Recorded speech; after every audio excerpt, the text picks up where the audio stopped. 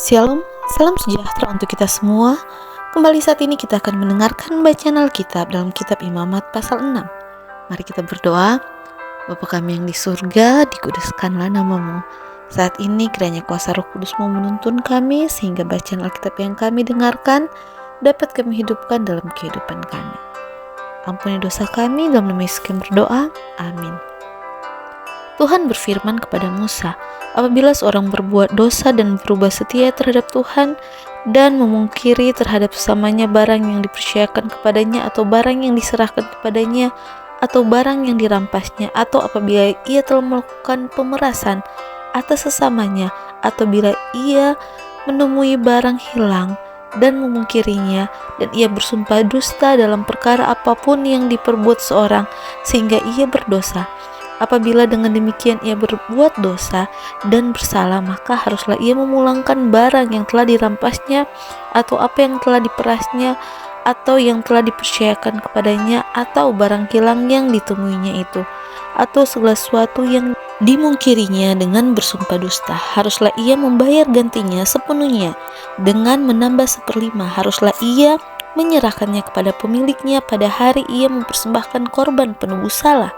Sebagai korban penebus salahnya haruslah ia mempersembahkan kepada Tuhan seekor domba jantan yang tidak bercela dari kambing domba yang sudah dinilai menjadi korban penebus salah, dengan menyerahkannya kepada imam. Imam harus mengadakan pendamaian bagi orang itu di hadapan Tuhan, sehingga ia menerima pengampunan atas perkara apapun yang diperbuatnya sehingga ia bersalah. Korban bakaran. Tuhan berfirman kepada Musa, perintahkanlah kepada Harun dan anak-anaknya, inilah hukum tentang korban bakaran. Korban bakaran itu haruslah tinggal di atas perapian, di atas mezbah semalam-malaman sampai pagi, dan apabila mezbah dan api mezbah haruslah dipelihara menyala di atasnya. Imam haruslah mengenakan pakaian lenannya dan mengenakan celana lenan untuk menutup auratnya. Lalu ia harus mengangkat abu yang ada di atas mezbah sesudah korban bakaran habis dimakan api, dan haruslah ia membuangnya di samping mezbah. Kemudian haruslah ia menanggalkan pakaian dan mengenakan pakaian lain, lalu membawa abu itu keluar perkemahan ke suatu tempat yang tahir. Api yang di atas mezbah itu harus dijaga supaya terus menyala, jangan dibiarkan padam. Tiap-tiap pagi imam harus menaruh kayu di atas mezbah, mengatur korban bakaran di atasnya, dan membakar segala lemak korban keselamatan di sana. Haruslah dijaga supaya api tetap menyala di atas mezbah, janganlah dibiarkan padam. Korban sajian. Inilah hukum tentang korban sajian. Anak-anak Harun haruslah membawanya ke hadapan Tuhan ke depan mezbah.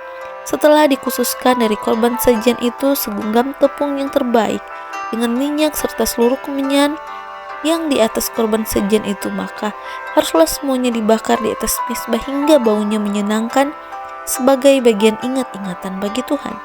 Selebihnya haruslah dimakan sebagai roti yang tidak beragi di suatu tempat yang kudus. Haruslah mereka memakannya di pelataran kemah pertemuan, janganlah itu dibakar beragi. Telah kuberikan itu sebagai bagian mereka daripada segala korban api-apianku. Itulah bagian maha kudus, sama seperti korban penghapus dosa dan korban penghapus salah. Setiap laki-laki di antara anak-anak Harun haruslah memakannya. Itulah suatu ketetapan untuk selamanya bagi kamu turun-temurun. Itulah bagianmu dari segala korban api-apian Tuhan.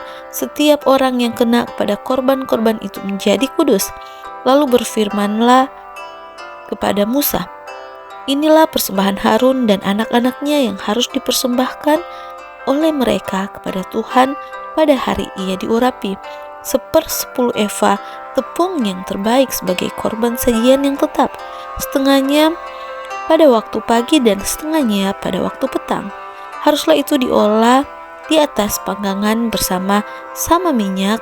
Setelah teraduk haruslah engkau membawanya dan mempersembahkannya sebagai korban sajian sesudah dibakar dan berpotong-potong sebagai bau yang menyenangkan bagi Tuhan. Dan imam dari antara anak-anaknya yang diurapi sebagai penggantinya haruslah mengolahnya. Itulah suatu ketetapan untuk selamanya. Seluruhnya haruslah dibakar bagi Tuhan. Tiap korban sajian dari seorang imam itu haruslah menjadi korban yang terbakar seluruhnya. Janganlah dimakan. Korban penghapus dosa. Tuhan berfirman kepada Musa demikian, katakanlah kepada Harun dan anak-anaknya, inilah hukum tentang korban penghapus dosa. Di tempat korban bakaran disembeli, disitulah harus disembeli korban penghapus dosa di hadapan Tuhan. Itulah persembahan maha kudus. Imam yang persembahkan korban penghapus dosa itulah yang harus memakannya. Haruslah itu dimakan di suatu tempat yang kudus, di pelataran kemah pertemuan. Setiap orang yang kena pada daging korban itu menjadi kudus.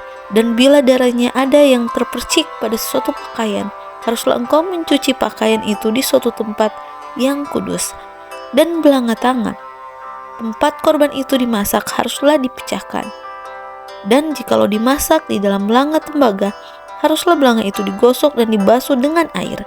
Setiap laki-laki di antara para imam haruslah memakannya. Itulah persembahan maha kudus.